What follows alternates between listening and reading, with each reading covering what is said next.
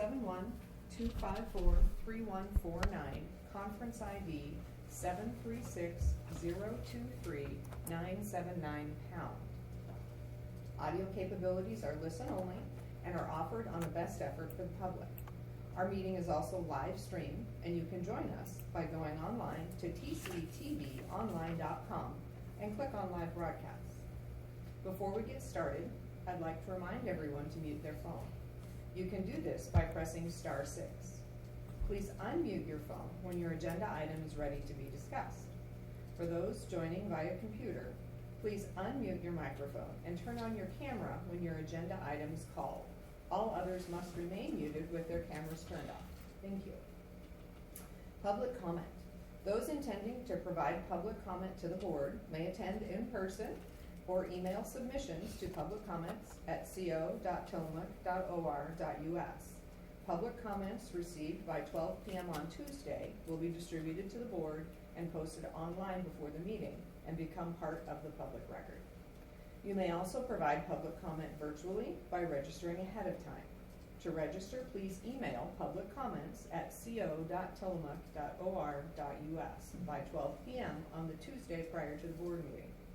Public comments can also be mailed to the Board of Commissioners Office, 201 Laurel Avenue, Tillamook, Oregon, 97141. For more information on public comment options, please visit the Board of Commissioners webpage. It looks like we have some folks in the room signed up to comment. Did everyone in the room have the opportunity to sign up to comment? Okay, perfect, thank you. All right, we will begin with the Pledge of Allegiance. Commissioner Bell, would you lead us, please? I will. Pledge allegiance to the flag of the United States of America and to the republic for which it stands, one nation, under God, indivisible, with liberty and justice for all. Thank you.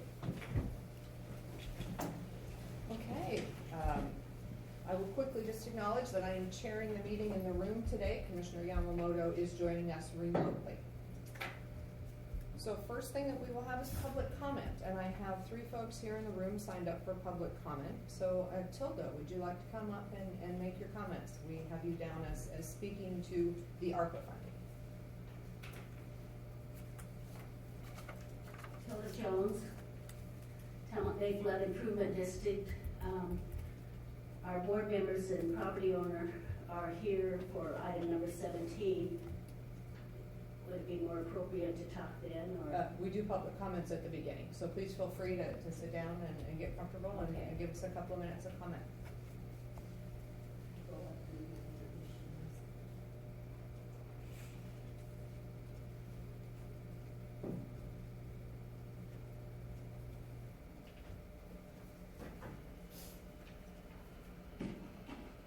Yes, Tilda Jones, good morning. Good morning. I'm from the Talent Bay Flood Improvement District. I'm here with a board member and a couple of property owners, 2 board members and 2 property owners.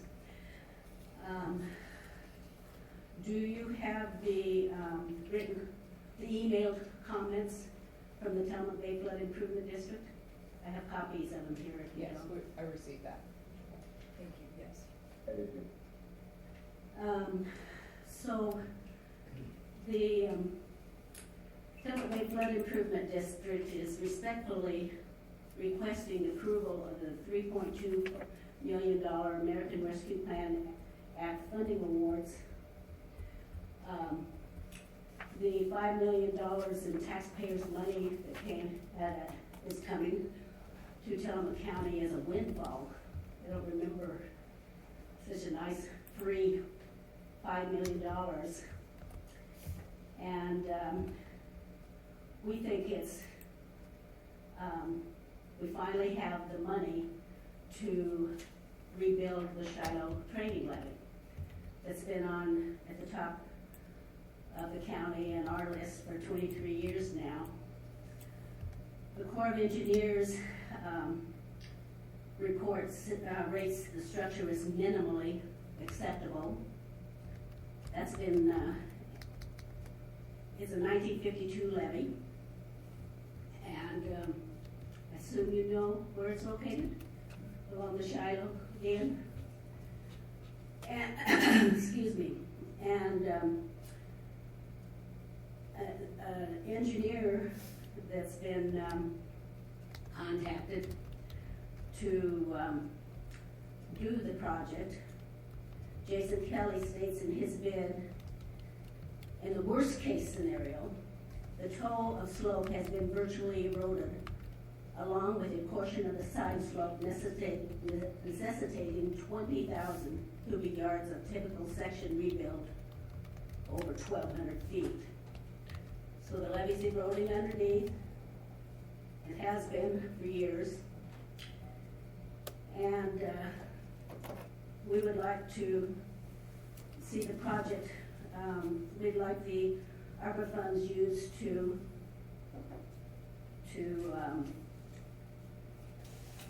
rebuild the training levee. It's a life and death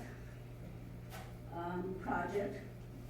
We can't afford for it to break. There's people's lives, people's investments, people's properties. It's a densely populated, densely built area, so it affects. Fred Meyer just remodeled, the Shiloh Inn is remodeling. People are investing millions of dollars, and there's millions and millions of dollars, some $50 million in investments out there. When I looked at the commissioners. So I'm sorry, I'm gonna ask you, we're doing comments in 2 to 3 minutes. Can you wrap your comment up? Yes, I'm finishing. Thank you. When I looked at the commissioners' wish list for the ARPA awards, it's easy to find $2 million in non-life-threatening, non-structural projects that can go towards the rebuild.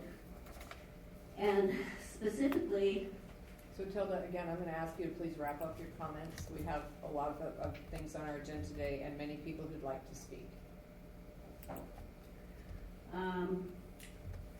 the commissioners are holding out $300,000, $371 for a contingency, and that alone would pay for the engineering that's estimated at $300,000. So we would like the project completed finally after this many years, after 23 years, and minimally the engineering done on it. Thank you. Thank you.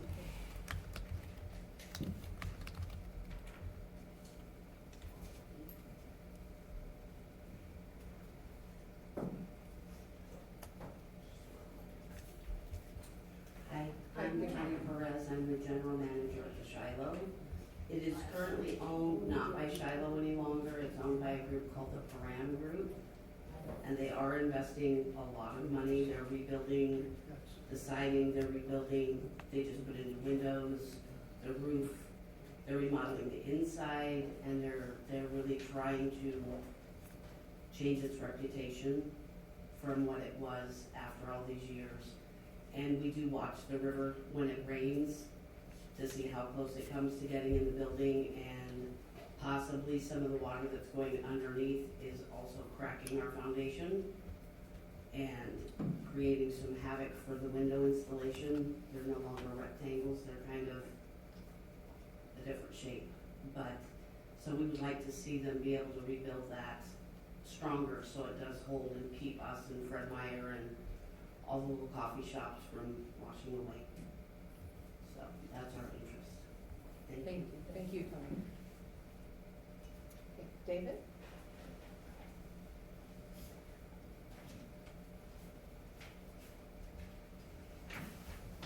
Hello, I'm David Ginger, lifetime resident. Our family's been here since in the 1880s.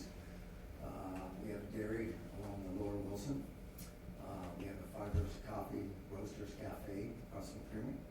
So I think this levy is a must.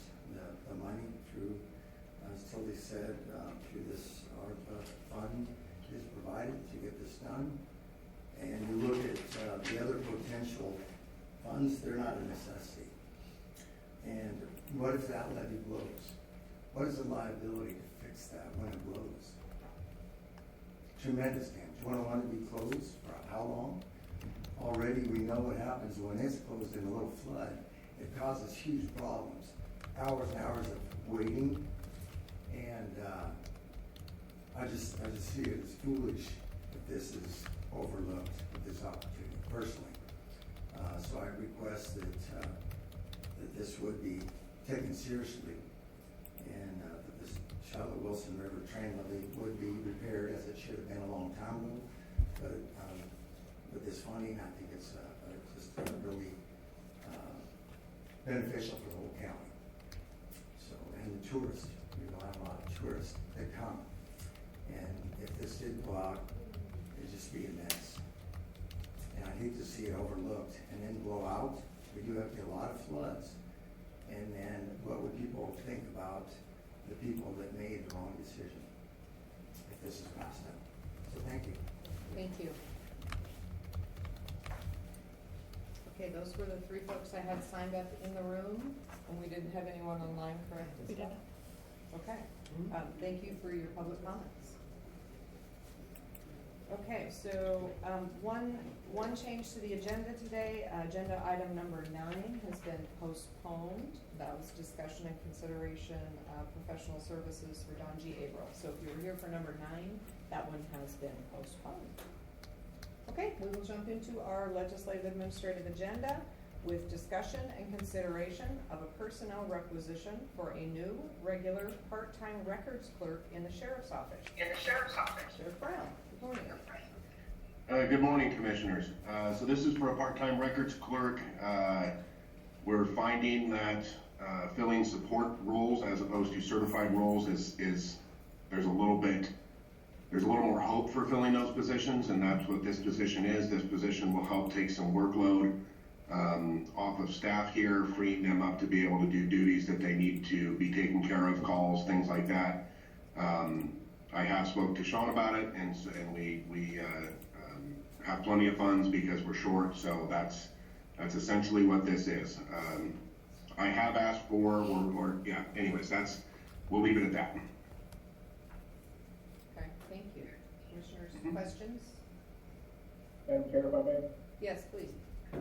Thank you. Sheriff Brown and I have had a lot of discussions about staffing levels at the jail, and it's right now, it is just very difficult. It's difficult everywhere to get certified people to come in and work the positions that we need to have work.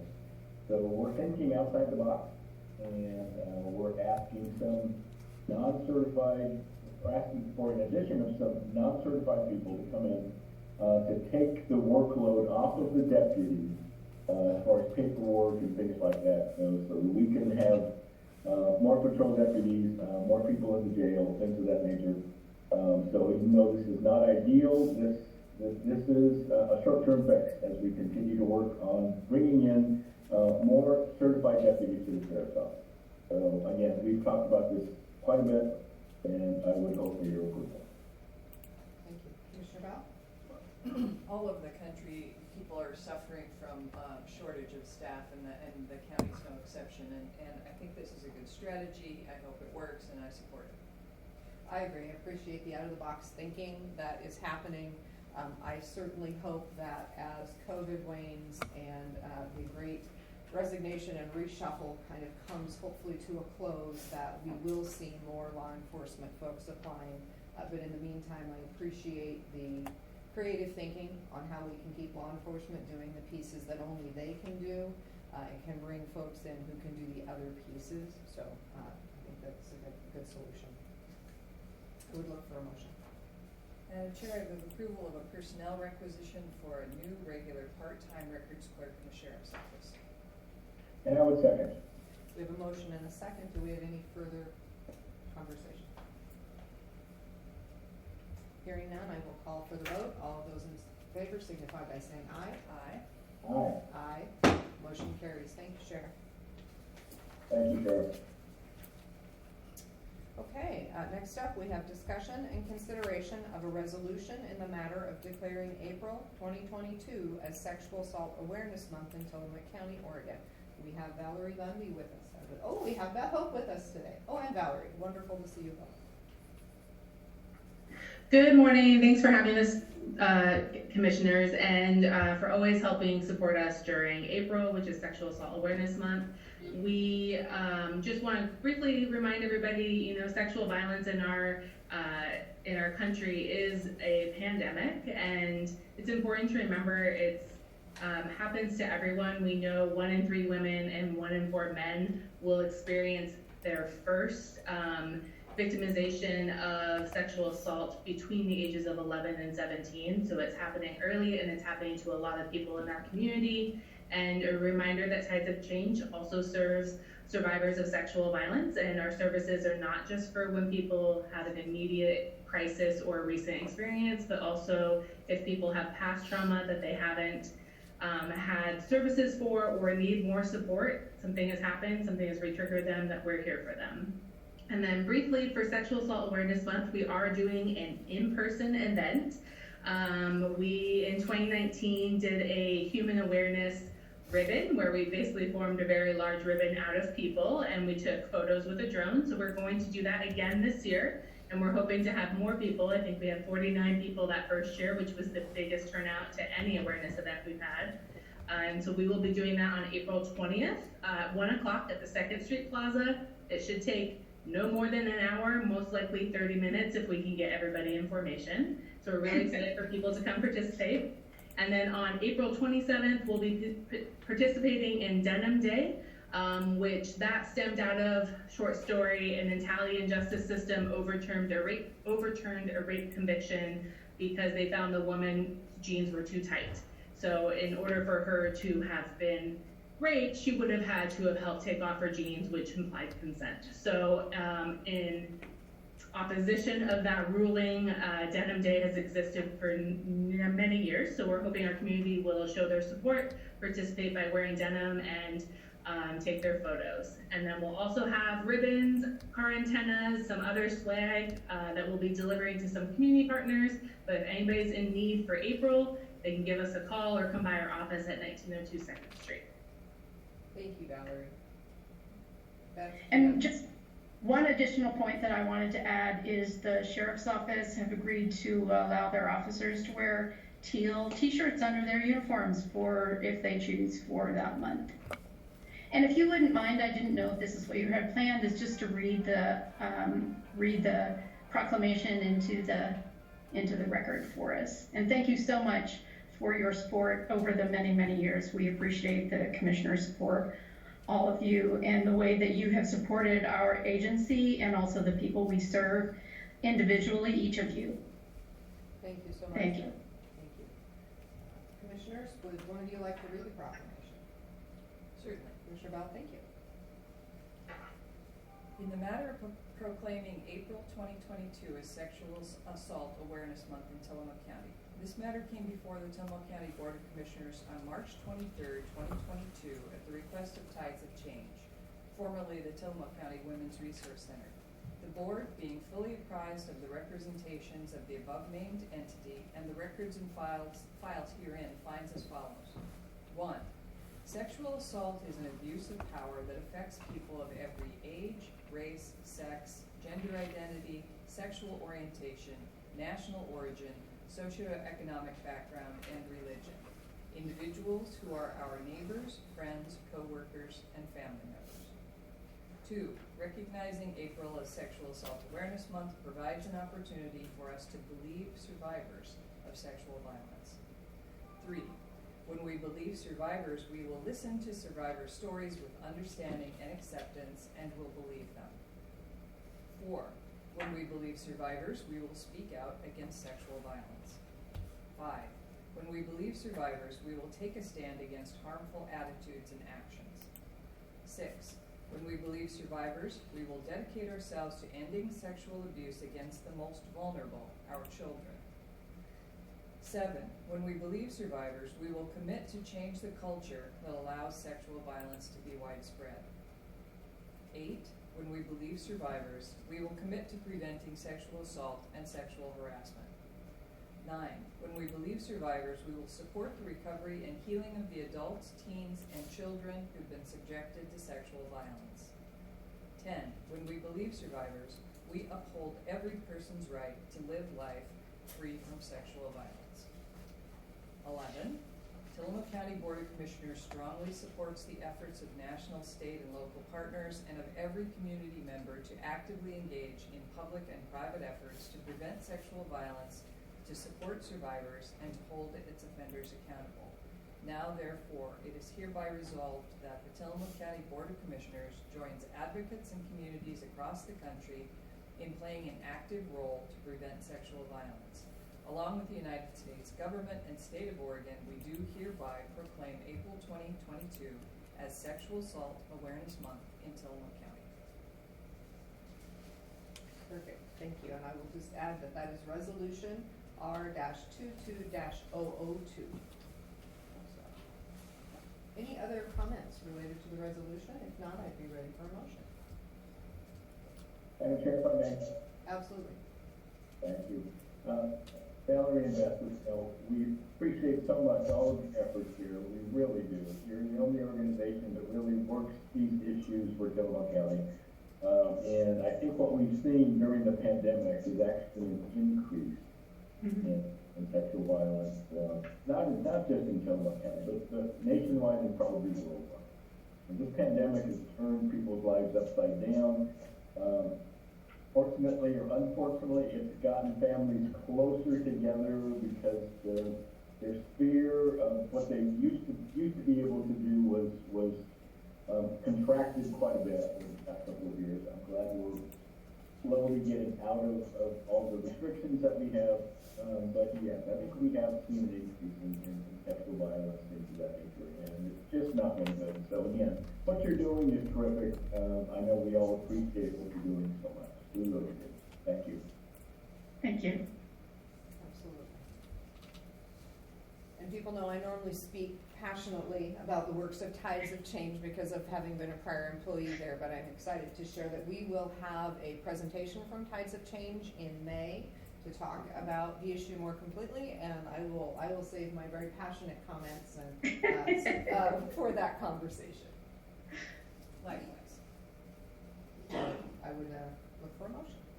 Madam Chair, I move approval of a resolution in the matter of declaring April 2022 as Sexual Assault Awareness Month in Tillamook County. And I would second. We have a motion and a second. Any further discussion? Hearing none, I will call for the vote. All of those in favor signify by saying aye. Aye. Aye. Aye. Motion carries. Thank you both so much. Thank you. Thank you. Thank you so much. Okay, on to agenda item number 7. Discussion and consideration of a second amendment to the Oregon Health Authority 2022 Intergovernmental Agreement number 173148 for the financing of community health, addiction treatment, recovery and prevention, and problem gambling services. Frank Kenna Williams. Good morning, Commissioners. This Frank Kenna Williams, Executive Director, Tillamook Family Counseling Center. This amendment of the intergovernmental agreement is specifically focused on a amount of funds that is forwarded to Tillamook Family Counseling Center. It is state general funds specifically for the purpose of monitoring security and supervision services for individuals who may have come under the jurisdiction of what is referred to as the Adult and Juvenile Panel of the Psychiatric Services Review Board. Now, the review board process is one in which persons who have a major mental illness and also the combination of the mental illness and some crime that has been committed. The issue of the review board is to review the illness and the concern in relation to the person in preparation for their conditional release into the community. There is monitoring that occurs as a result of this process, assessment and evaluation and a review of all the situations that relate to the conditional release. In this scenario, at this current time, there is one person in Sonoma County who is monitored and supervised in the community. The person has been in the community for quite some time. There have been no challenges around their return and their supervision. These particular funds can be used to support the services that we normally would provide. So in this scenario, the person has someone that they work with here at the agency, but there are some funds which may fund some additional services and supports that the person may need. Pay, guardianship, additional medical services that may be on that are covered. There may be some issues around, specifically around the housing and support. There's not a lot of money for this current program year, which goes from January to December 31st. It is close to $3,000. And currently, there have been no expenditures of that $3,000 for this particular person. So that is kind of a brief overview of this particular area, and as I said, it is a allocation of state general funds, and that is the purpose of the money. Some time ago, we had some conversation about this particular area, and I think at that time, I think it was Commissioner Yamamoto who had several questions as a follow-up to what I spoke about. And one of the things that came up at that time was that I indicated that I would be willing to come and talk about this in more depth and to give a periodic report to the Commission about this situation, not specifically to identify the person, but to talk about it.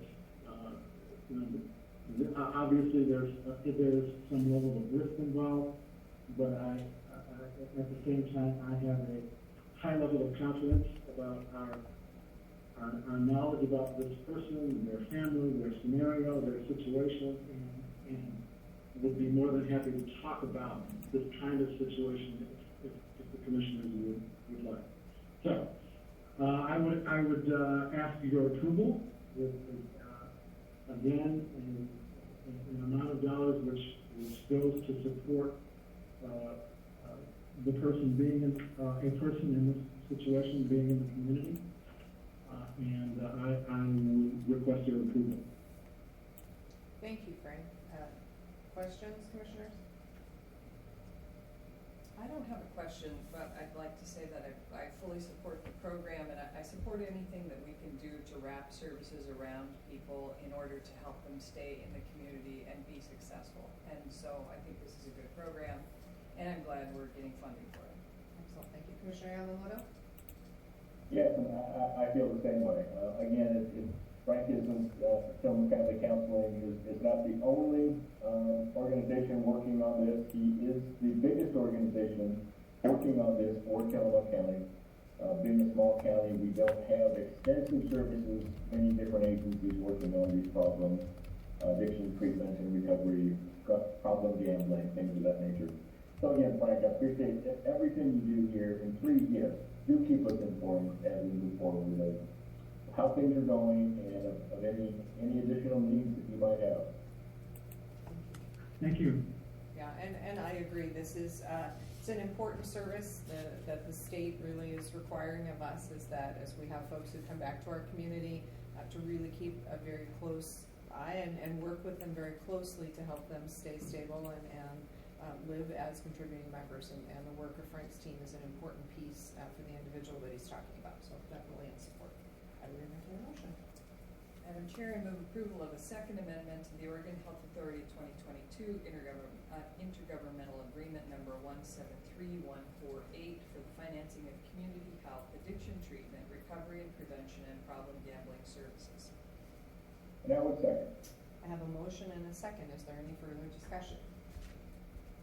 Hearing none, I will call for the vote. All those in favor signify by saying aye. Aye. Aye. Aye. Motion carries. Thank you so much, Frank. Thank you.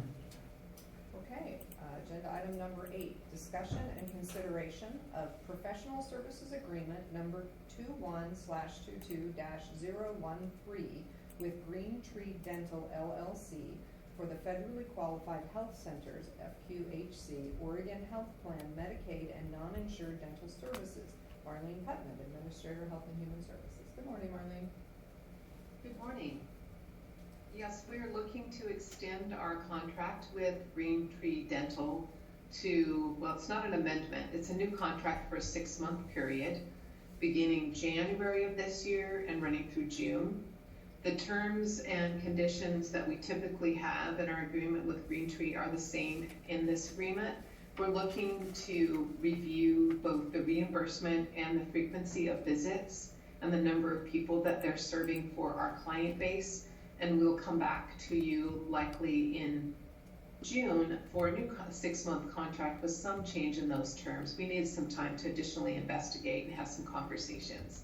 So we're asking for your approval of this contract with our partner Green Tree Dental, who serves our community health center patients, but also other people in the community who do not have insurance or who are on Medicaid and don't have a dental provider and are looking for one.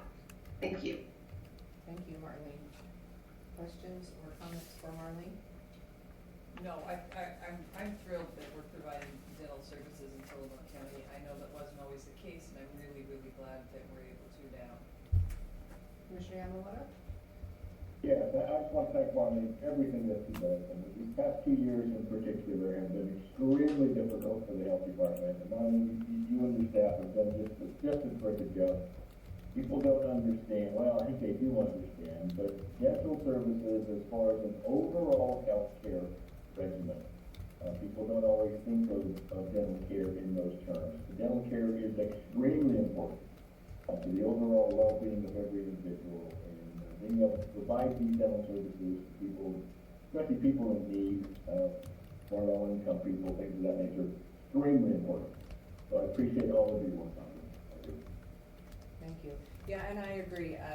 The dental services that come through the Medicaid program are absolutely vital.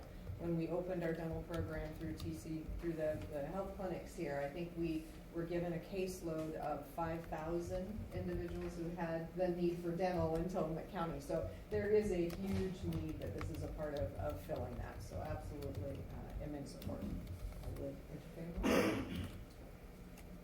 Madam Chair, I move approval of professional services agreement number 21/22-013 with Green Tree Dental LLC for the Federally Qualified Health Centers, Oregon Health Plan, Medicaid, and non-insured dental services.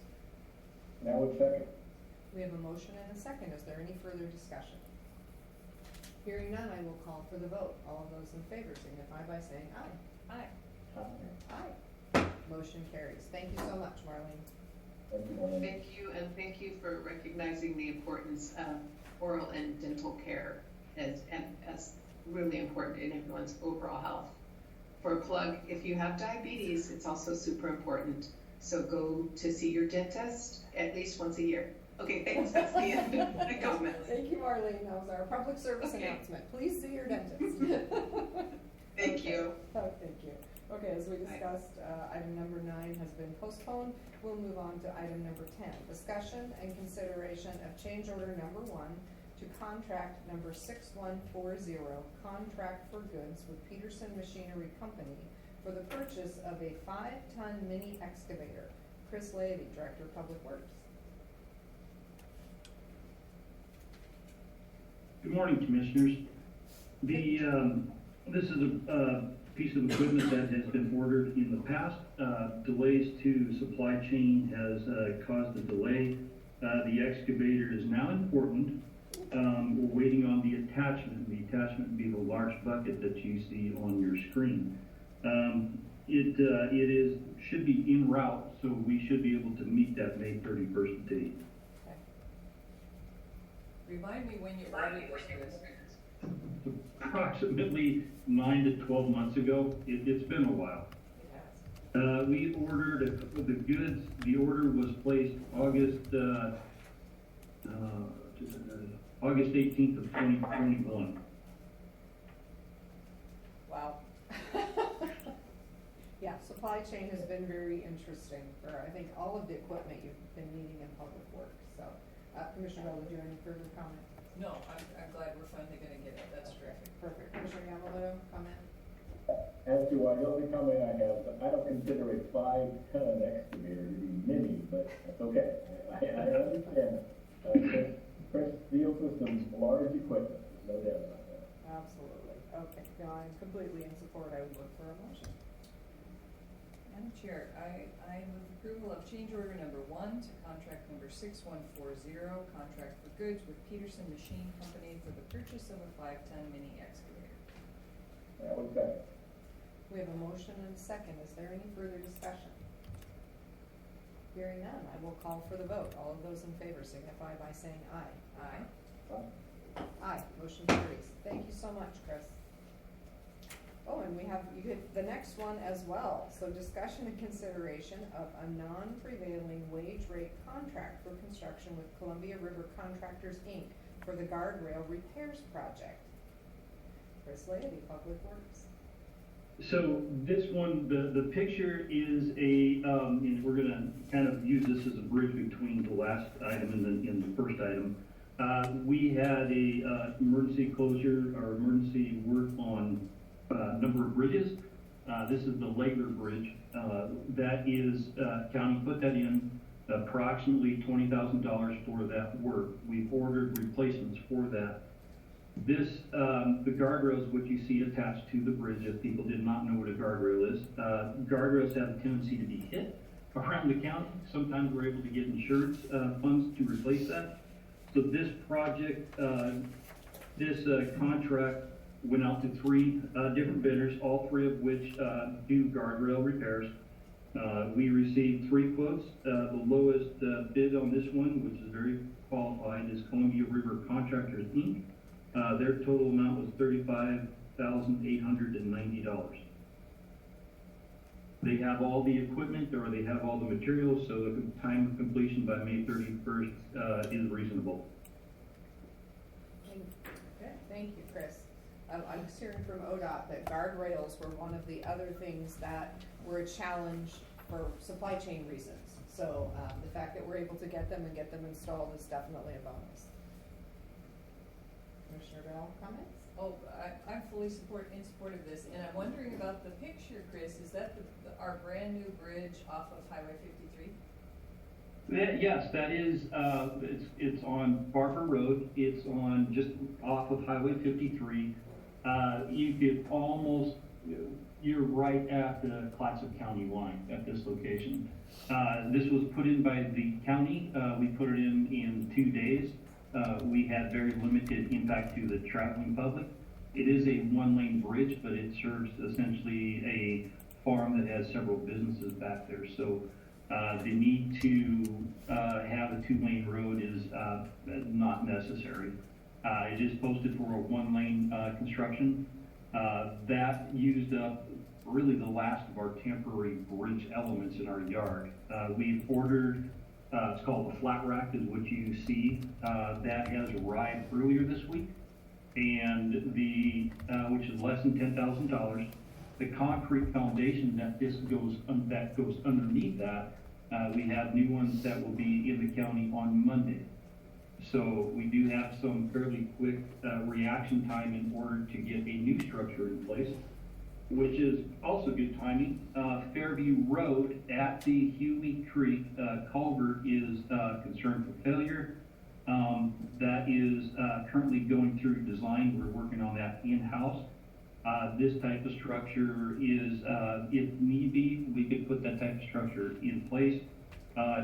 Next week or the week thereafter, there'll be another contract for goods for materials to replace that structure. So that one is a large diameter culvert. That's very good news. Thank you. And this bridge, did you say this is Legler? This is the Legler Bridge. This is a solid win, and I congratulate you because this bridge was failing, and couldn't be used for farm equipment and emergency equipment. And we heard from the people who lived on the other side about their terrible situation. And you managed to get this bridge put in, replaced in a couple days for a very affordable price, and take care of those folks, and I'm grateful. Thank you for that. Thank you. Commissioner Yamamoto? Yeah, so I'm just gonna tell Chris that he's bringing back, fond memories from me right out of college, and when the forest products industry and the general manager, sales manager for 2 wood treating plants. And, a large portion of the business we did was pressure treating, signposts and wood guardrail posts. And if you look down at the bottom right-hand corner of the picture, you see the older guardrail down there on wood posts. The guardrail on the bridge itself uses steel posts. But again, brings back fond memories. We used to send out truckload after truckload after truckload of these guardrail posts and blocks. So it just brings back fond memories. Okay, thank you so much, Chris. So I'm in support, would entertain a motion. Madam Chair, I move approval of a non-prevailing wage rate contract for construction with Columbia River Contractors, Inc. for the guardrail repairs project. And I will second. A motion and a second. Any further discussion? Hearing none, I will call for the vote. Those in favor signify by saying aye. Aye. Aye. Motion carries. Thank you. Chris, it looks like we're gonna have a few conversations today. So, the next one looks like it's yours as well. Discussion and consideration of referring the Ridge Road Local Improvement District petition to the county road engineer, Chris Lady, Public Works. If I may, I'd like to give just a quick update to a couple other construction projects in just a few minutes. Okay, that would be great. So the Cape Mears Loop Road project is currently under construction. A weekly newsletter is being released by Federal Highway, who's managing the project. If you would like to be on the newsletter, please call Public Works at 503-842-3419, and we'll make that connection. The road is anticipated to be open to the public 100% on August or September of 2023. The work is ongoing. The south end of the project, or excuse me, the north end of the project is a construction site. Access to the closed portion of the road should be done from the south end. That way we minimize pedestrians and bicyclists from going through a construction zone. We'll announce when that construction in that area becomes available. The other update I want to put out is the Cape Mears parking lot drainage. That is a parking lot right at the end of Cape Mears. That is scheduled for construction April 18th through the 28th, and that is to improve the drainage, which will minimize the large potholes that will take place. So moving to Ridge Road. Yes, Ridge Road. So a petition was filed to create a local improvement district to improve portions of, pull up a quick image in the background.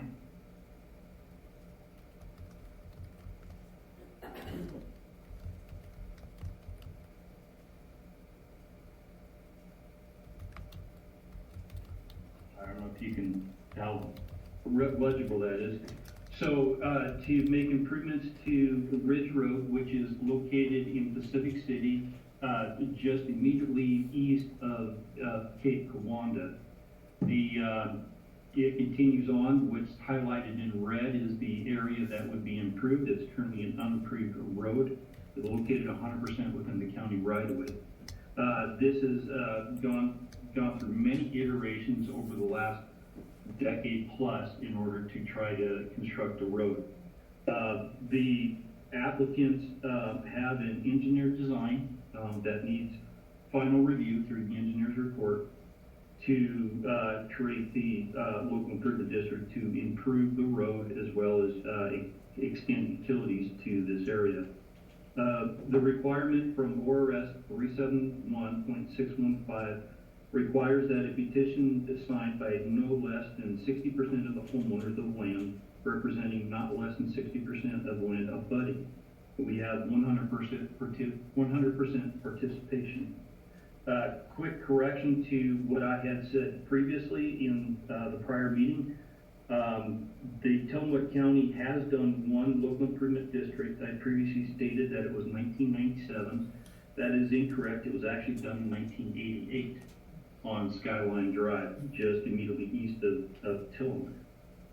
So the next step in this, if they have their petition, the ORS 371-625 states, the petition is filed, the county court, the commissioners shall refer the resolution or petition to the engineer. At that point, we will create an engineer's report with an estimate of cost of improvement and report the same to the county court. That would be the commissioners. So with that, the question was asked, well, how much time would be invested by county staff in order to perform that work? So the engineering in public works, so the county engineer is myself, and this would be handled within public works. As far as the creation of that, we would reach out to other departments to ask for input into that engineer's report. Because it is funded through either a bond or a low interest government loan, Sean Blanchard, the county treasurer, anticipates that she will invest approximately 8 to 16 hours of time in order to create the engineer's report. The assessor's office would also have a similar amount of time for that engineer's report. That's really probably closer to 4 to 8 hours of time to identify this. It's essentially the creation of a new district like any other district in the county. Once the public works completes the engineer's report, the next step in the process is we do a presentation to the county. The engineer makes a favorable report on the proposed improvement. The county court, again the commissioner's office, but via Tillamook County Public Works, shall mail the owner of each parcel of land to be assessed that this is in motion. The owners of land that are impacted by that, they need to respond within 20 days on if they object to the work. If they object to the work, if there's more than 50% of the owners of land representing more than 50% of the total amount to be assessed fee, if you have enough objection, the project dies at that point. If it is allowed to move forward, the county court, which is again the commissioners, may, this is a may, by order describing the land to be assessed, direct the improvements to be made. So after the engineer's report is submitted and there is no objection at that threshold, the Board of County Commissioners can at that point determine if they elect to or not to advance the project to completion. The board order, which would be created at that, would be filed with the county clerk. The recorded order is noticed that the land described in the order is subject to a lien of an assessment for the cost of improvement, the amount to be determined later by an order of the county court. If the work is not done within 2 years after the order for improvement, the county court may by new order vacate the previous order. The next step is basically we go out there and build it without getting into all the nuances with that. The cost to fund that would be the development of a bond. Once the project is complete, each landowner is assessed a portion of the cost of improvement. That is in the engineer's report. We also make a suggestion on what methodology we believe is in the best interest, or we believe is best to actually fund this. Assessment value options would include giving up the total construction cost by number of parcels, giving up the construction cost by linear feet of frontage to the road, giving up construction cost based on the actual assessed value of the land. So the assessed value in this case, the assessed value would be what they're paying taxes on. Not all properties are created equal. So that is generally the preferred way to assess values. It's not always the way to assess values. So upon completion, then the engineer would identify all costs associated with the construction, and this includes from project's inception all the way to final construction. We submit that report to the Board of County Commissioners. County court by order shall thereupon set the time not less than 10 days after the filing of the report in place for a hearing of objection. So they would have the opportunity to object. And after the hearing is done, the county court shall by order find and determine from evidence submitted the amount of assessment against each individual parcel of land. At that point, the assessment in interest, after construction, all costs are known. The assessment in interest are a lien against the land. The property owners can pay for 100% of their assessment at the time of project completion, the assessment agreed to. The property owners can also fund through their taxes the cost, their participation cost over a prescribed amount of time, which would be established through the process. If they don't pay their taxes, just like any other taxes, the county can basically do an execution and sale of the land because it is a lien, and if they don't pay the taxes, it becomes a the normal process where we acquire the land. Jackson County has created a additional county ordinance that talks about local improvement, and thanks to Sean, the county treasurer, she tracked down some more information. They have inserted a couple more items into it, which would allow for additional public hearing through the process. So after 20 days, objections are received from less than 50% of the property owners, representing less than 50%. So we have enough votes to proceed forward. The commissioners may take public input by a hearing. And after their public hearing, then the commissioners can determine whether or not to proceed with the improvements. There are a few other input items that Jackson County has created to insert into this program. And in the engineer's report, we'll make the same request as recommendations. So the engineer's report will not be limited only to the total cost of the project. It would be also including any other things that we think might be pertinent to the commissioner's ability to decide whether or not the project should advance.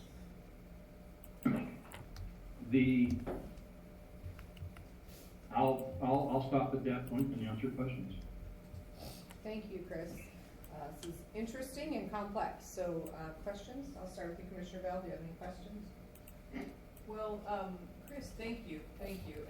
As liaison to Public Works, I support this project, and I know you do too, and that's why you're bringing it to us. And I'll just say that what we're deciding on today is just the first step, the first of many steps that you described. We're deciding today just to ask you to do the engineering for the project, and that's all we're deciding today. And for the public who is with us in the room or watching online, this is a very interesting subject, and if you can see the map, the red line is Ridge Road that's undeveloped, where the road doesn't exist yet. And folks own those lots to the west, and so those lots are privately owned. People want to build their houses on them, of course, because you can imagine the view from there.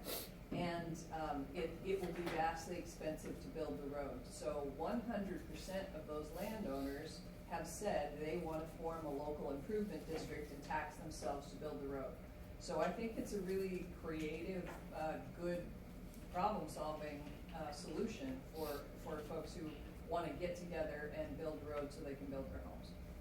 Thank you. So one point to mention at this point is the creation of the road, the construction of the road, does not necessarily mean that those lots can be developed.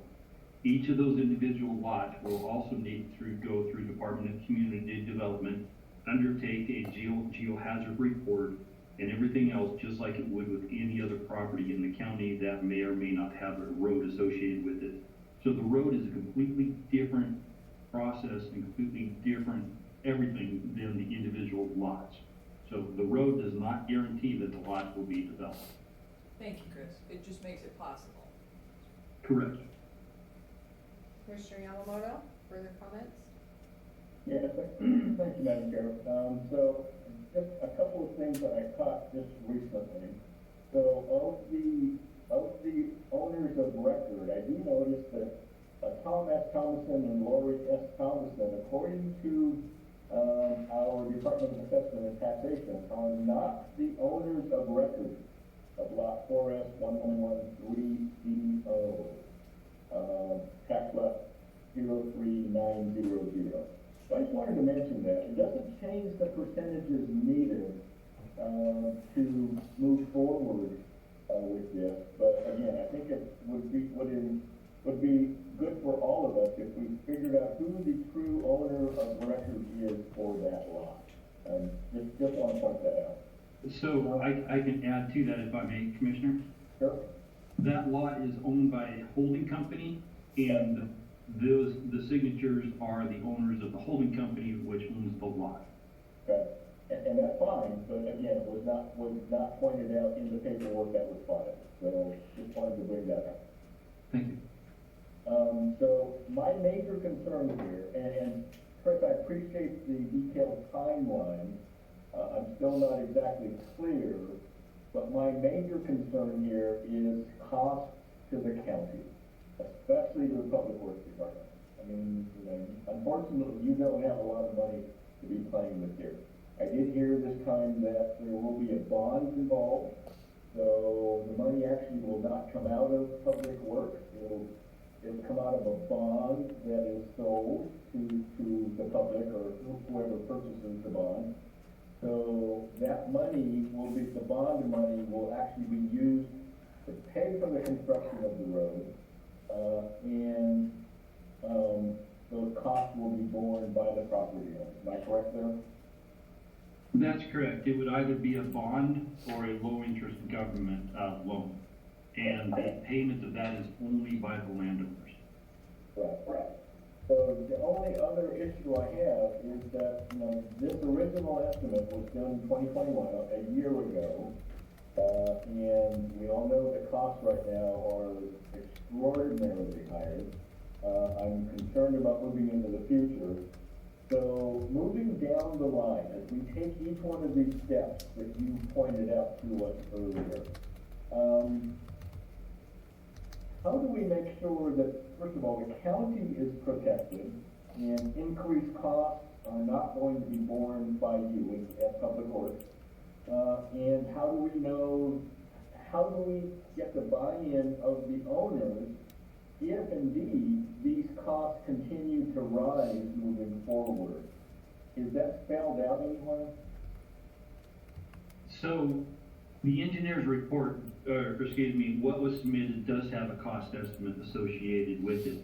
The engineer's report will come up with our own cost estimate based on the information that we have with projections of inflation, and to the best of our ability try to anticipate what future costs would be. We would also assign a contingency, and with the market right now, we would want to make that contingency a little on the higher side. The protection to the counties, so should additional costs occur, that is why that is why a bond is created after the fact.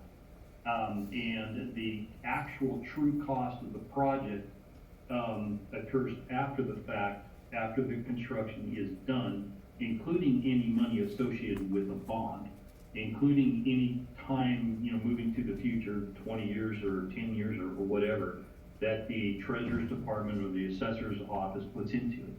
So we get reimbursed our time in addition to the true cost of the project through the lien,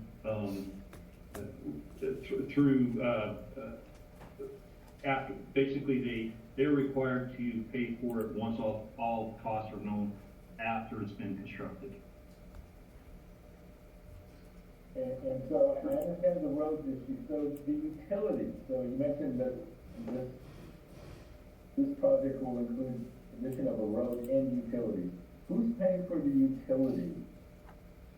The folks identified in the local improvement district, this will be part of the report. In addition to that, the utilities that would be created for this need to go up the existing built Ridge Road. So the utilities will require, just the installation of the utilities will require improvements to Ridge Road before they get to the local improvement district. So the true cost of the project would include the utility extension out there, including the cost of improving Ridge Road prior to getting to the actual district boundary. And those utilities would have to be up to the standard of the local PUDs and water districts and sewer districts. I'm not even sure they have sewer up there. No, I would hope they have sewer up there. You know? That would be part of the engineers when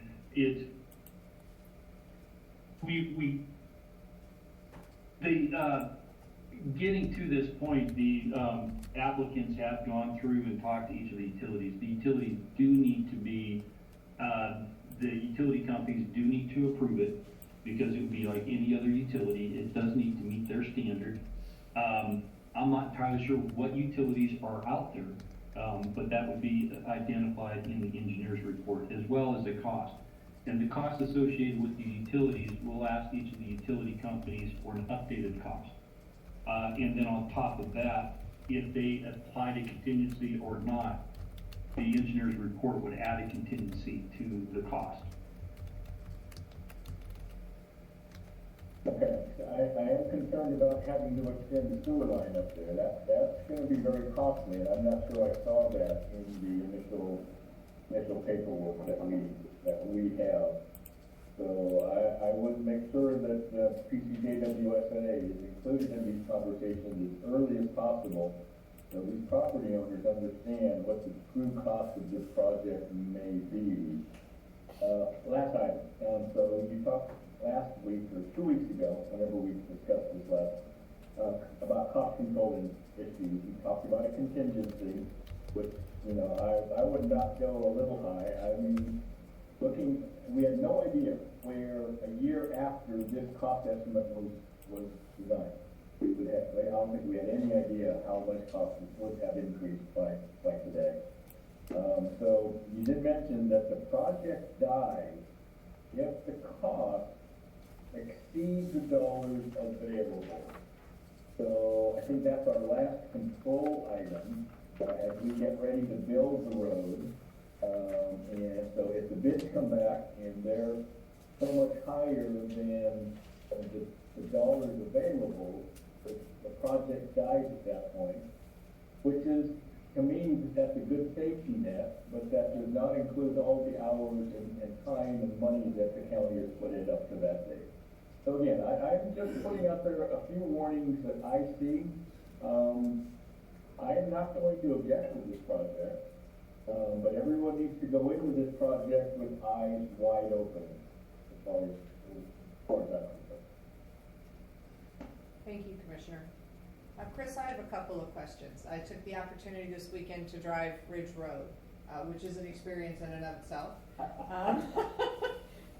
And certainly have my level of concern as to how in the world you can create a road that will meet county standards and have a fire truck turnaround given just what's there. But that's what what your job is to do in the next phase. So my question comes from, there is a section of Ridge Road that I see on this map before the red portion that is itself not well developed.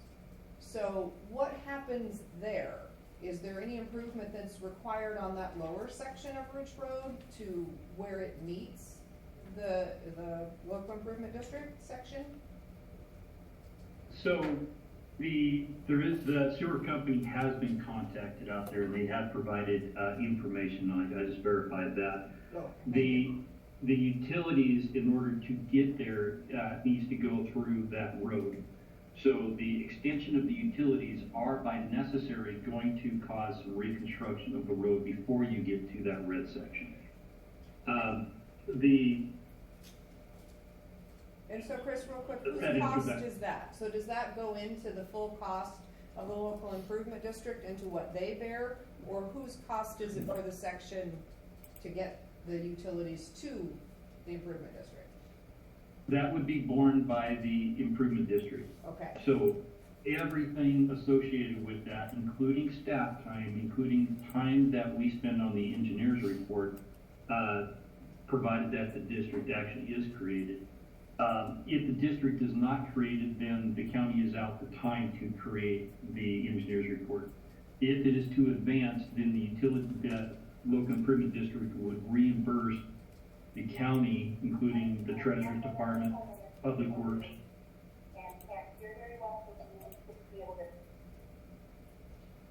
I don't know if that was a question for me or. no, that was someone unmuted, so, okay, Okay. so my last question or comment perhaps is, again, having driven that and kind of looking at the lots that are up there, in the event that the road is built and land use determines that these lots are undevelopable, the owners still, I mean, there's still a lien against that piece of property, and in the event that the owner says, I'm out, it's undevelopable, I bought it for $30,000 20 years ago, then the county is left with the cost of this local improvement district as untaxable, unpaid, or how does, is there, I guess my question would be, is that a risk, is that a concern? And I know Sarah's in the room, is it okay if I would love to ask Sarah if you can give us I know you can't tell us if they're developable, but a sense of the risk to the county of all this being done, $1 million worth of road and utilities are installed, it's determined that these are unstable slopes, we have $1 million, we have owners that say, I'm out, and walk away. Certainly. If I could add to that further. Yeah. Which Sarah are we talking to? Are we talking Absher to? is, Sarah Absher's in the room. So let me add to that. If they are part of 45% and they elect not to participate, they will have to participate because it exceeded 50, we had less than 50% of the people object to it. So they would have to be involved in it. If the project moves forward and is built, they have no option to pull out. It goes on their taxes. They have no, just like Correct. it would But if I voted and I didn't want to pay for a school bond, but it passed, I have to pay for that school bond. correct, Chris, so I think my question or my comment is related to if it turns out that this lot I own at the top of this hill is undevelopable, and I decide just to walk away and let it go into foreclosure, or maybe I own it and I just decide to walk away and let the county have it back for the taxes owed because it's undevelopable.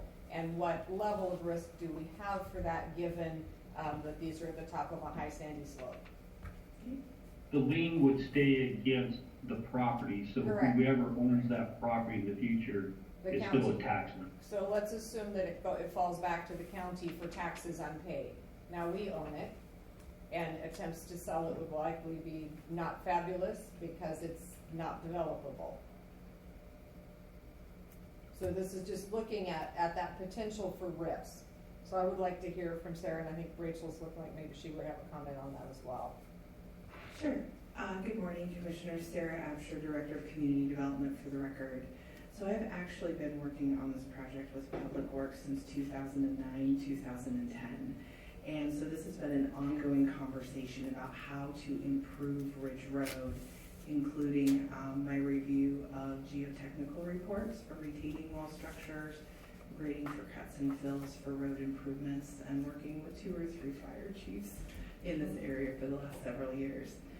So first and foremost, the folks that own these properties along Ridge Road, many of them have owned these properties for several years, and I think that they are well aware of the risks of things like moving forward with this LID, and then also they are definitely well aware of the risk of hazards in this area. We have permitted some homes in this area on occasion. I think whether it's this area or other areas in the county, you assume a risk of possibly not being able to develop when you purchase properties in high hazard areas such as these. So It could happen, it couldn't happen, but ultimately, irrespective of the LID proposal, this is something that many property owners in our county face, and they don't know until they develop and they get that report. So as Chris had mentioned, there will be additional geologic hazard report and engineering studies that will take place, not only for the road, but for those lots. And Chris and I will do that together with the property owners at the time they're ready to do so. Okay, thank you, Sarah. You bet. Rachel, do you have some comments maybe to help me? Yeah, well, I was just gonna add that, yes, the property would go into tax foreclosure, but you mentioned that. Additionally though, typically liens are extinguished when they go through tax foreclosure. I don't know if this is a special case because it's a district, and I haven't consulted with county council on that, but generally speaking, the county acquires property free and clear, so that this specific lien would be extinguished unless otherwise so stated in statute because of the district statutes. Okay, which would leave the county with the requirement of the repayment of the low interest loan or the bond that was put out, correct? Yes, unless, so that would be if we kept it. Otherwise, if we were able to sell the property, you could use the proceeds to pay for that. The county typically does retain properties in these sorts of areas when we acquire them through tax foreclosure.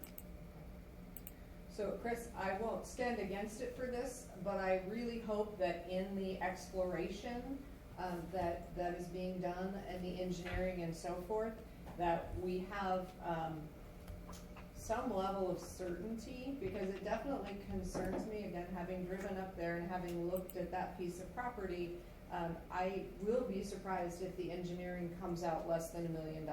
And I would be concerned about the possibility of the county putting forward this $1 million because we vote to go forward. I understand this step is not that vote. So I want to be clear, I get that. But I want to make sure that within the exploration that we do, that there is a strong sense of whether this is likely to be developable or not, because I do have a concern that should we build the road so that property owners can explore the developability of their lots and they determine it's not, the value of that lot has essentially become very, very small. And if we have $1 million worth of road improvements hanging on lots of value that's very, very small, it's the county putting out $1 million that we will never get back. So I think there's a risk here that we do need to be aware of in that light, and that I hope the engineering reports will provide some level of certainty, at least as much as we can, of what our risk really is. So, thank you. Any other comments, Commissioner Bell, or yes, Commissioner Yamamoto? Madam Chair, thank you. I'm just looking at the construction estimates. Hard construction costs for water and sewer is $15,500. And I would just ask Chris to take a very hard look at that. When you do your engineering, make sure Pacific City Joint Water Sanitary is involved with that. I mean, our current hookup fee in the Pacific City area are over $26,000 a hookup fee. And yet to put in water and sewer lines up there, they're estimating the cost of less than $16,000. So yeah, I just want to take a very hard look at all of these costs and make sure they are where they should be. Make sure no one has. Thank you, Commissioners. We'll specifically talk about risk associated with tax foreclosure as well as the utilities. We do know that there are some issues that we have as well as you with the cost estimate that was presented. So they'll be further explored. Okay. Thank you. Well, this is interesting, exciting. There's probably a reason that we haven't had one since 1988. Because they are challenging to do, and it is a commitment up front of county funds, just county time to get it done. So I am willing to entertain a motion if commissioners are prepared. Madam Chair, I refer the Ridge Road Local Improvement District petition to the county road engineer. And I would second. We have a motion and a second. Is there any further discussion? Hearing none, I will call for the vote. All of those in favor signify by saying aye. Aye. Aye. Aye. Motion carries. Thank you very much, Chris, for all of your information, and we will look forward to seeing where this goes. Okay, moving on. Agenda item number 13. Discussion and consideration of a prevailing wage rate contract for construction with Lida Excavating, Inc. for the Oceanside Beach Access Improvement Project. Also Chris Lady, Director of Public Works. Hey, we get to see Chris on this one. We can't hear you. We can't hear you, but we can see your smiling face. You'd think after so many years of doing teams, I would know to unmute myself. This project went out for bid. Lida Excavating was the low bidder. We went through a notice of intent to award. We had no objections to this. The contracting process moved forward. One thing to point out is Lida Excavating would improve the Oceanside Beach Access Improvement Project. Total cost would be $194,900. Time of completion for this project is June 30, 2022. It essentially creates a set of steps that goes down to the beach, as well as some blocks like you have in Oceanside or in Pacific City, where there's blocks down at the base end of it that to get onto the beach. So concrete slabs, which would be removable for that. The contractor, Lida Excavation, has mailed his performance bond on Monday. So we did not receive that last night. We hope to receive it this afternoon. So the request would be for approval contingent upon the receipt of the performance bond, which hopefully arrives this afternoon. Thank you, Chris. Commissioners, questions or comments? Terrific. I'm glad it's moving forward. I'm excited. Thank you. Commissioner Yamamoto? Now, as am I think that's great, as long as we approve this with the caveat that we receive the performance bond. Okay, thank you. If I ask, Joel, County Council, would you suggest that be part of the motion? I would, Madam Chair. Okay, perfect. I think then we are ready for an amended motion. Madam Chair, I move approval of a prevailing wage contract for construction with Lida Excavating, Inc. for the Oceanside Beach Access Improvement Project as amended. Contingent upon the receipt of the performance bond. Correct. Contingent upon the receipt of the performance bond. Perfect, I would second. Okay, thank you. We have a motion and a second. Any further discussion? Hearing none, I will call for the vote. Those in favor signify by saying aye. Aye. Okay. Aye. Motion carries. Thank you. Thank you, Chris, for putting up Thank with all our questions. Thank you, Chris. All right, moving on to Thank you. Item 14, discussion and consideration of a prevailing wage rate contract for construction with Lightworks Communication Systems, Inc. for the Commissioner's Meeting Room Audio-Visual Equipment Relocation. Damien Laviolette, Director of Information Services. Good morning, Damien. Can't You hear are muted. I am. I learned how to turn on the video, but not the audio. As you mentioned, Damien Laviolette, Director of Information Services.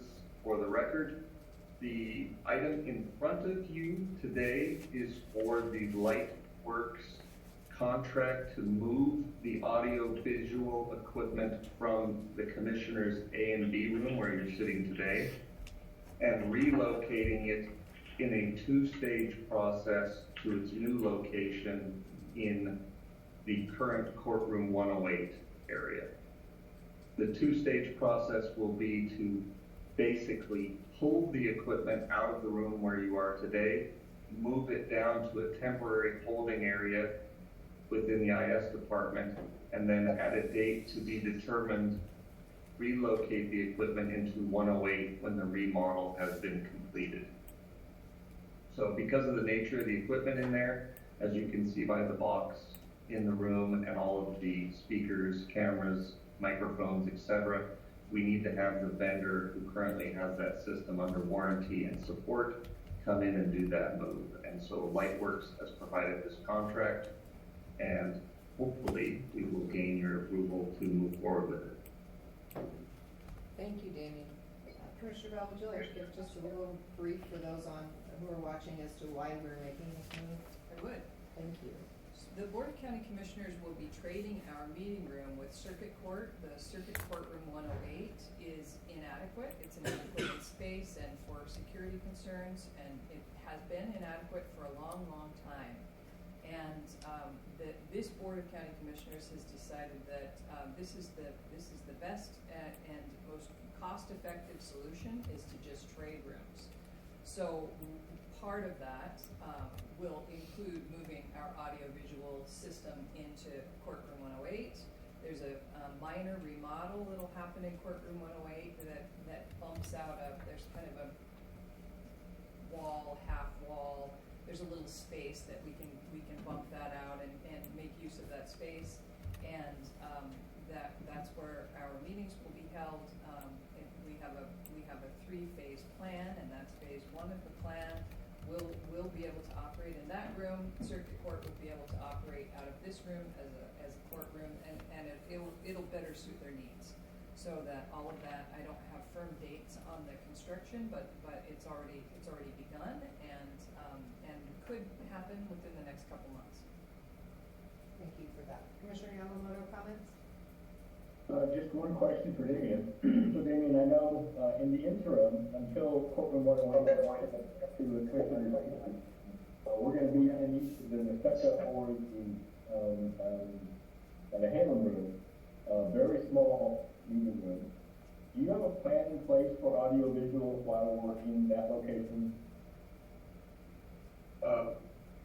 That's a good question, Commissioner. I will pivot the answer to that question to a different individual, which is Rachel. The reason behind that is I will support Rachel in whatever the BoCC's needs are within the Nehalem and or Nestucca room during that period of occupancy where you're performing the BoCC meetings out of that area. So we will facilitate whatever we're asked to do. You will, by the nature of the 2 rooms, not have the same capacity or capabilities that you have today. There's no doubt about that. But there's the possibility that we might increase the size of a TV in the Nehalem room. We might change a little bit of the configuration, add a couple of microphones, etc. But it's really at this time, whatever your requirements are, we will try to facilitate. So Rachel is kind of running the show today on what that's going to look like. Thank you, Damien. Rachel, would you like to provide comments? Yeah, I don't have a whole lot left to add. The board will be operating in there only for a month or 2, and so to be conservative with staff time and resources, I don't think we're planning to do much in there. It's gonna be small, but it's for a short time. So Isabel and Damien and I, we're gonna meet in the room in a couple of weeks and finalize what we were gonna do, but I essentially envision you all having your computers in front of you so you can view the Teams meetings, because the screen in the back of the room will probably be too far for you to visualize. If we have meetings where we expect a crowd, we will probably relocate those, but otherwise, we're not really planning to do much by way of change to the Nehalem room, unless you request otherwise. Thank you. Appreciate that. Rachel, I didn't mean to put you on the spot there. I didn't know that Damien was going to pivot to you, but we'll make it work, as we always do. Yeah, we have a good team. We will get through it.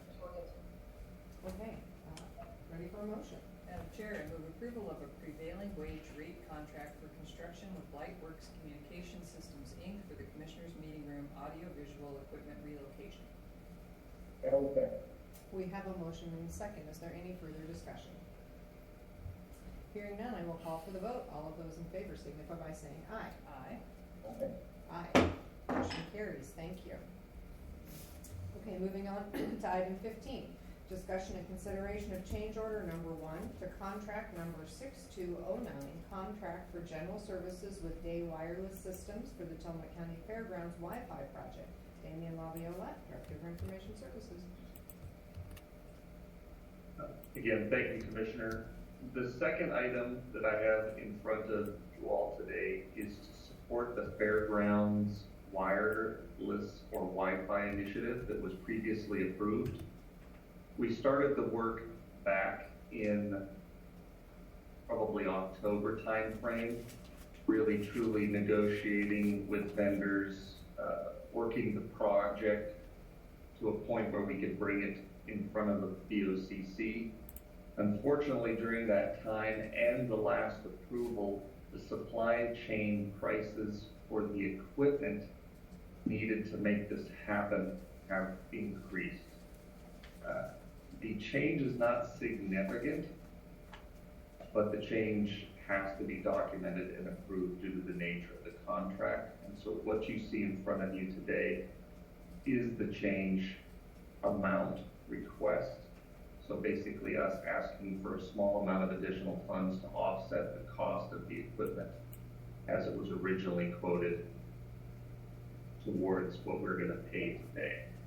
If we get this done quickly, we will not have a further change order for supply chain equipment. They have the ability to purchase and procure the equipment, so it's not in that bucket of delay to find it. It's available, we just need to get it on hand and start the work. So again, this will not be a repetitive or iterative process where we keep going. It's the fairgrounds change order, change order, change order. It's just once and done, and then we're installing. Thank you, Damian. Commissioner Brown, would you like to make a comment? Yeah, as liaison to the fairground, I'm thrilled that we're moving forward with this. It will be extremely helpful to the fair as a fair and an event center, but also particularly helpful as an emergency response site. So thank you very much for your work on this. Excellent. Commissioner Yamamoto. Perfect. Now, I'm in complete support here. Let's get this done as quickly as we can. Perfect. As am I, in agreement. All right, Madam Chair, I move approval of change order number 1 to contract number 6209, contract for general services with Day Wireless Systems for the Tillamook County Fairgrounds Wi-Fi project. And I would second. We have a motion and a second. Any further discussion? Hearing none, I will call for the vote. All of those in favor signify by saying aye. Aye. Aye. Aye. Motion carries. Thank you, Damian. Thank you, Commissioners. Okay, item number 16. Discussion and consideration of a letter of support to Senators Ron Wyden and Jeff Merkley regarding a congressionally directed funding request for the Nehalem Bay Health District. And I will carry this one, and I'm not sure if Mark Johnson was able to be with us today from the Nehalem Bay Health District, but if he is there, I will ask him for comments and once I introduce it. So this is a wonderful time in the federal government funding window where they have once again opened up the opportunity for what used to be called earmarks. They are now called congressionally designated spending. And so we have been putting together things here at the county, projects in the community that we will be putting forth as a county for congressionally directed spending.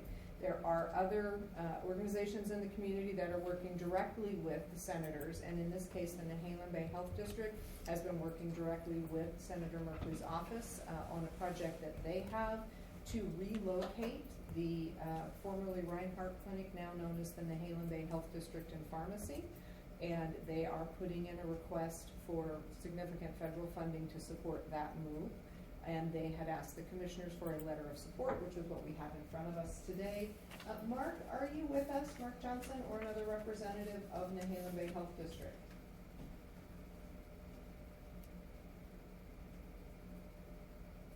Okay, not seeing or hearing anyone, I would just ask commissioners if you had any comments or questions.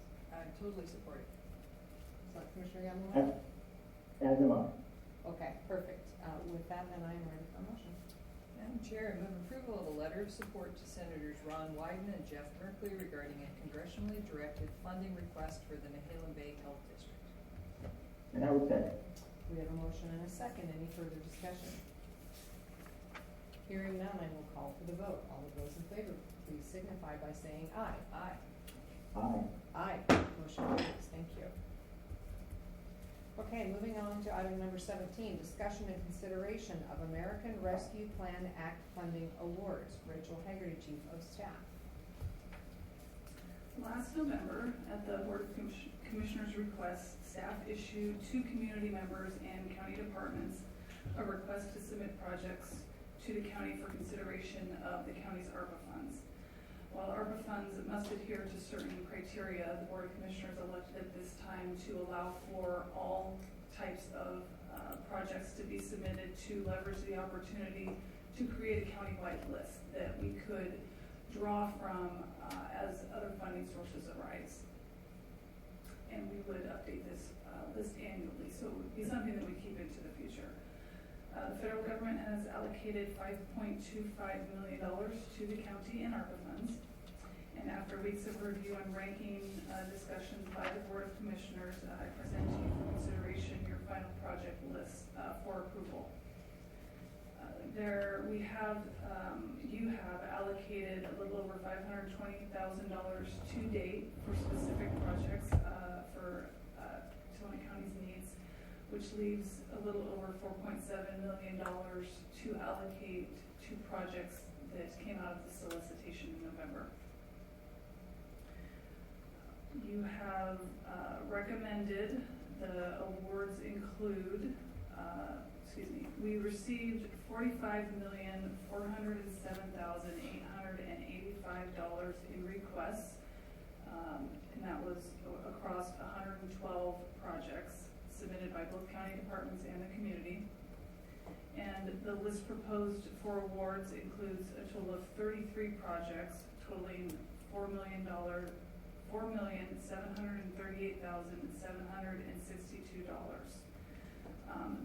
That amount does include around $371,000 in reserve for contingency projects, excuse me, that may arise during the period by which the county has to spend the funding, which is through 2026. So the list was attached to the agenda, and it's ready for consideration. Thank you, Rachel.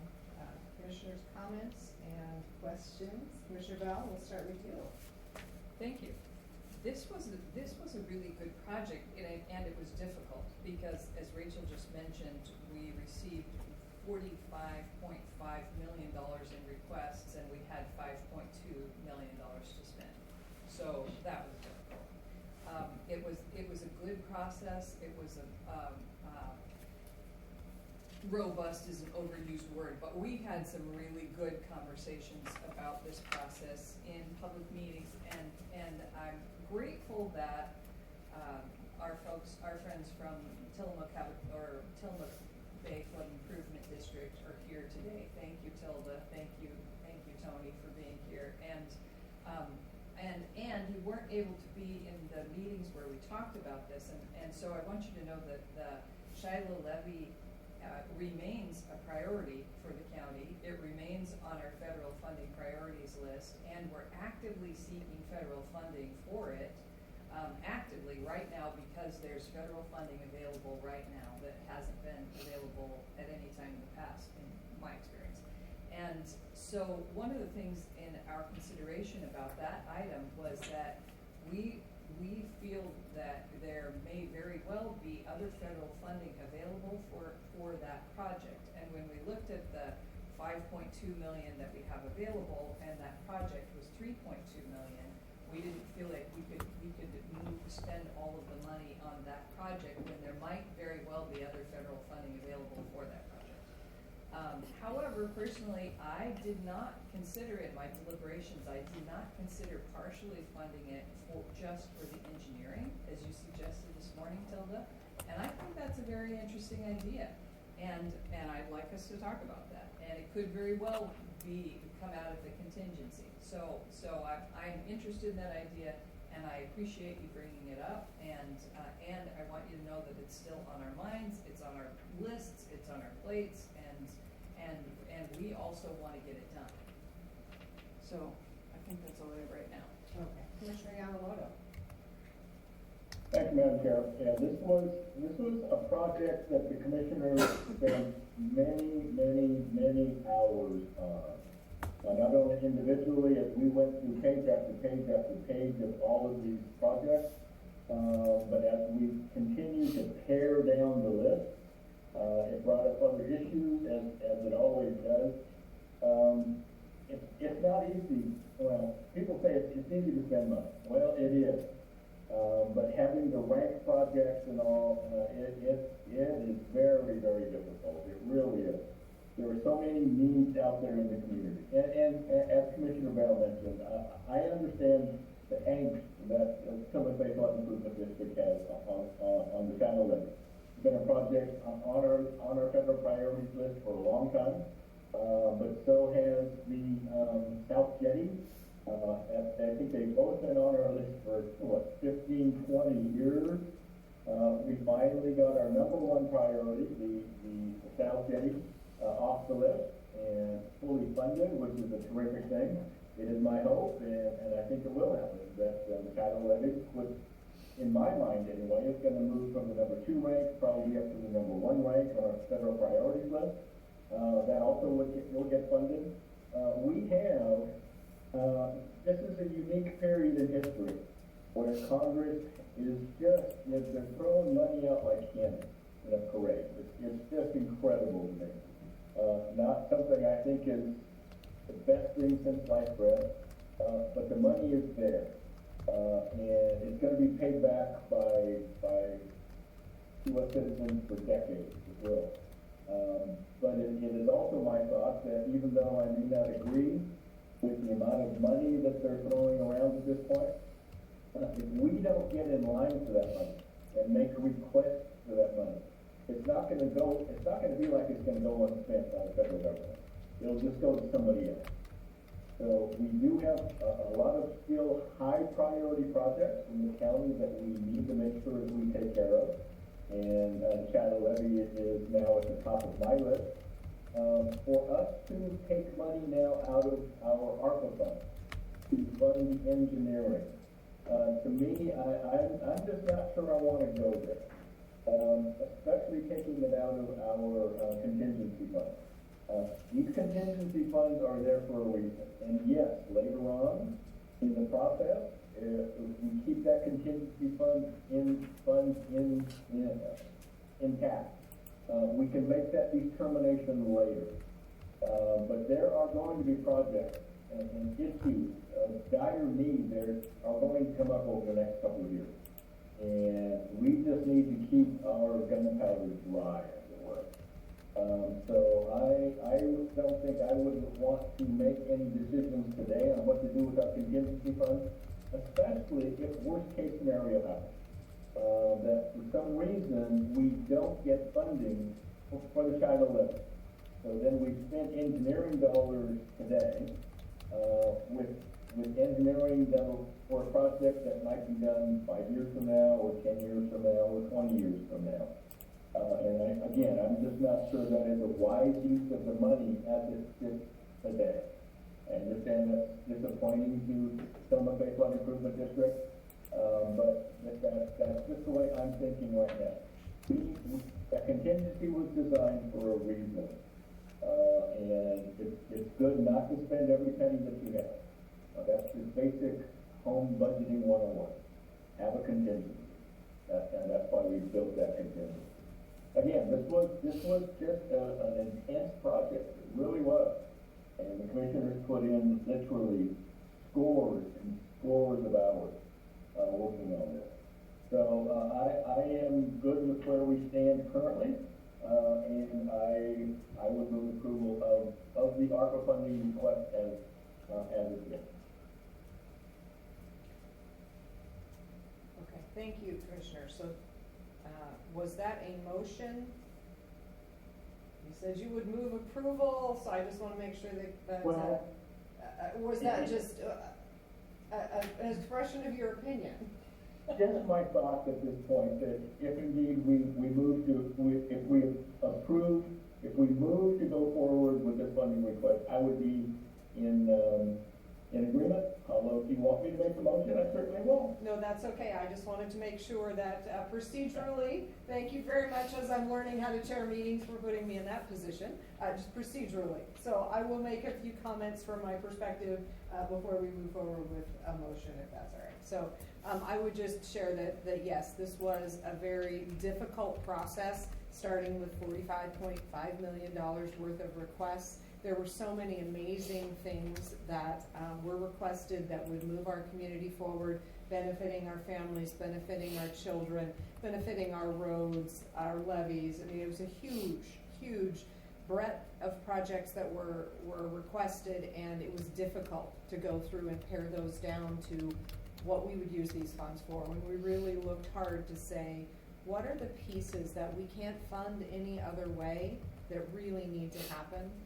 And we did put a focus on fire life safety for much of these dollars. We really tried to be exceptionally thoughtful and careful. The Shiloh levy, and I understand that it feels like you were overlooked, you really are not. We promise that you are at the top of that federal list. 3.2 million was more than we felt like we could take out of this 5.2, which ended up being 4.7 by the time it got to us. But the federal funding, the earmark process that we just talked about, supporting a letter for the Nehalem Bay Health District, is open. We are working on it, and the Shiloh levy is at the top of that list. So I think that is an appropriate place for it, and I think that with the federal government having the funding that it does, there's a very, very good chance that that will be selected. So we'll be putting that together as a very strong application. So with that, I think that I am comfortable with the list that we have in front of us and the process that we did. As far as the potential for contingency for engineering for that, I would love to take that up in a different meeting, and not this one, but rather to look. We will eventually need to spend the contingency funds. All funds must be spent. This is not something where we can keep them into the future. So I think that there will be an opportunity to look at contingency funds in the future. Well, I recognize the logic of that, but I just want to express that that I'm sorry that we didn't have this conversation previously, and we couldn't have discussed it more thoroughly. But I think that in considering the kinds of projects, excuse me, that are being funded federally, I think that having the engineering done already makes that project even more viable for federal funding. So I want to ask Rachel if you agree with that. Is that your experience to date? I would say generally with a caveat that there is no guarantee of federal funding in any one year. So we do run the risk of this sitting on the list, like Commissioner Yamamoto said, with engineering plans that as the levy continues to erode will change and will need to be updated. So I think that this could be an anomaly. It's not where compared to the Quandah Corridor project, where we're looking at lots of different sources of funding. We're moving forward with the engineering plans. We know we're moving into construction. So we don't run as much of a risk of sitting on these plans if it were. I also feel compelled to tell you in full transparency, because we'll be talking about this afternoon. As you know, these federal funding priorities are moving pretty quickly, and staff has only started working on it in the last week because we didn't know what to work on until you made your ARPA decisions. And so having those preliminary decisions or recommendations last week, staff has now been working on those. In talking with congressional staff, I at this time do not see where there's an account created that will support the Shiloh levy. Not that we can't put that forth, but I was going to talk to you this afternoon about what I have found and what I was proposing to work on. And I do not see where the Shiloh levy fits within that. So whether that justifies wanting to take more out of the $5 million to proceed with engineering and maybe some of construction, I don't know. I think it does support not wanting to just do the engineering, because I don't see federal funding for the Shiloh this year. But maybe you wanna consider more out of the construction, or for construction, but I didn't wanna necessarily say that, but since we're talking about it in detail. Thank you. That's disappointing but helpful. At one point, I know we had discussed in a conversation about the Shiloh levy, we discussed the difference in cost between rebuilding it, which I assume is the 3.2 million, and repairing it, which would be considerably less. Do you remember? So there have been discussions the last couple of years as we have prepared the federal funding priorities list, and the project that has been brought forth to the county was to rebuild and extend it. And in talking with the public works director, it does not appear that that is really necessary, and so we have landed on just the repair of the existing levee, which does continue to erode. So the cost before you is to repair the existing footprint, which is 1,000 to 1,300 feet, which is the original footprint. That was the 3.2 million? Yeah. Is that your recollection, Chris, or your understanding? Yeah, that's my recollection. The 3.2 million is worst case, but it only relates to the existing Shiloh levee. Once engineers go out there and determine what is the repair or the fix, the $3.2 million would likely drop, but it does not include any extension of the levee, as Rachel mentioned. So Chris, is it within Public Works capacity to do an assessment, to do of what's required of the levee? We don't have the capacity to be very simple. So we don't have expertise or capacity? Is it capacity, we just don't have time? Part of the process would require some expertise that we would need to contract out. It is in my wheelhouse, my license, professional engineering license. I am capable of doing that type of work, and I would need some assistance from an outside consultant. But I simply don't have the time, and I don't know when I'll have the time.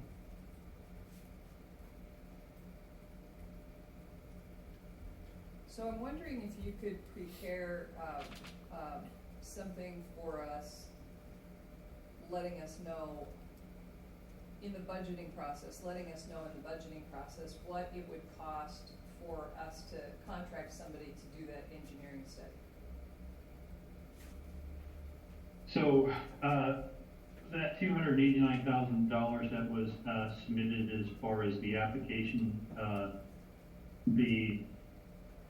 I could review that. I honestly have no idea when I can do that. I'm currently functioning as the director, the county engineer, solid waste administrator, North County foreman, engineer, senior tech,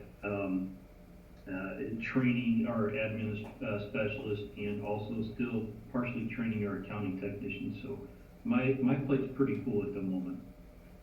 I do understand. Well, I'd just like to know when we will talk about this, because for sure I think we need to talk about it. So if we're not gonna decide today, then when will we take it up? When will we continue this conversation? So if I understand correctly, it's on the board briefing conversation this afternoon as it relates to the federal projects, where we wouldn't have the conversation that we've briefly had here today, that we can continue that conversation and have more depth of that conversation. And out of that, perhaps to come up with what steps might make sense. Agreed, and additionally, I would say, we have not yet had our budget hearings, and so if you would like to allocate other county resources, now is the time to direct staff to make those budget adjustments. I budget annually in Fund 100 to support, maintenance of the Shiloh levee, the Southern Flow Corridor levees from, with regard to mowing, but there's no repairs budget, and there's only $50,000 in that account to support those services and any, emergency repairs that would be needed on both sites.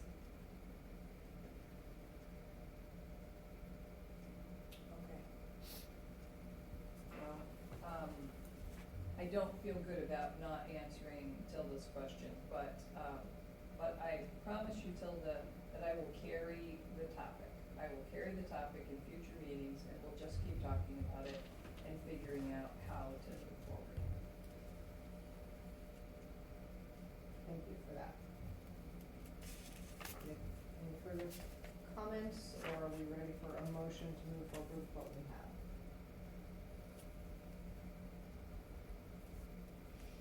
Okay, I think we're ready to entertain a motion on the ARPA awards that are presented.